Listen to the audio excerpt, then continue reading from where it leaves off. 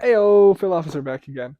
So my last video was the one you probably saw talking about how you're always present, and it just doesn't feel like you're present, right? And I had some people in the comments asking me, so what do you do to make it feel like you're living presently, right? If we're always stuck in the present, why doesn't it feel like we are?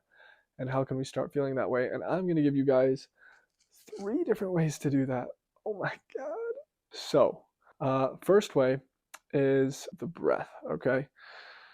A lot of people, when they meditate, right, focus on the breath, breathe in, breathe out, inhale, exhale, yoga, this, breath, body, energy, all that.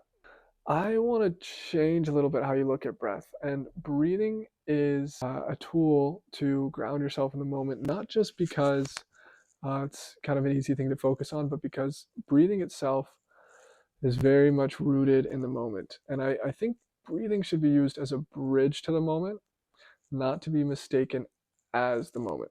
And what I mean by that is, you probably heard the, don't mistake the finger for the moon sort of thing, where the breath is pointing you at the moment. But the breath isn't the goal of the focus. The goal is to use the breath as a bridge to pull you into the moment.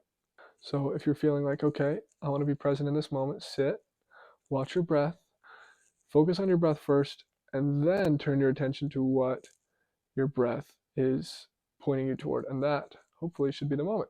But assuming that doesn't work, which it probably won't work in the beginning, take the second approach. And the second approach is recognizing that everything is always brand new, completely brand new. And you might think, okay, well, I've been in this room before. I've gotten in my car about 1,000 times. What's so, that's not new to me, right?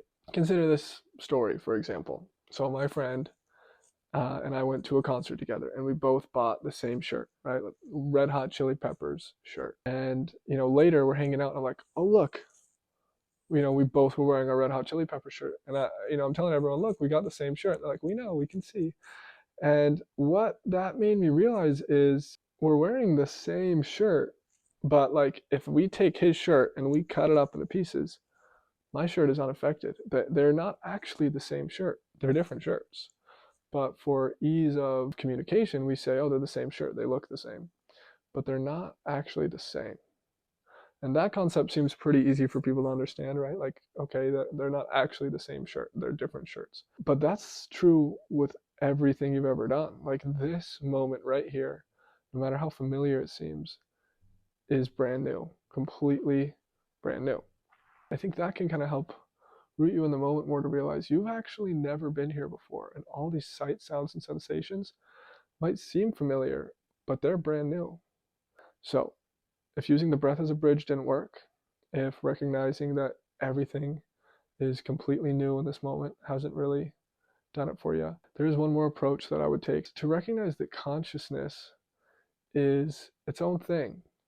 You are this conglomeration of body parts and organs and skin and eyes and lips, and it all comes together to form something completely different. Like when I look out of my eyes, I don't see eyes. I see all of this. When my eardrums vibrate, I don't hear vibrating eardrum. I hear music and sounds and voices. And consciousness creates something completely new. This space is something to be explored.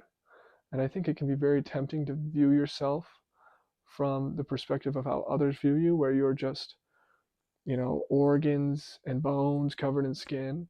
And that's, functionally true for other people's perspective of you.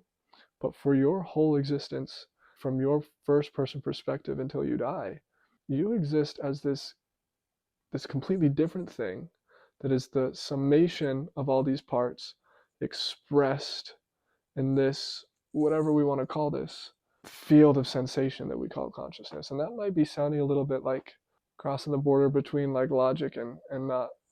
But really think about that all these parts combined create something completely almost magical and mysterious. And that thing can only be truly enjoyed right here, right now.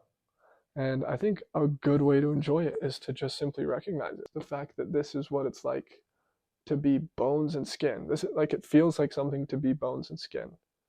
Like, isn't that so fascinating? And you are that expression. So hopefully one of those three things works for you. If not, maybe I'll make another video with some other ways. But let me know, like you did in the last video. I mean, blow this one up, baby, like you did with the last one. I think I got 12 views, so let's keep it up. Let me know if these worked for you, or if you want some other ideas, because I've got some more. So, field officer out, baby. Thanks for joining me.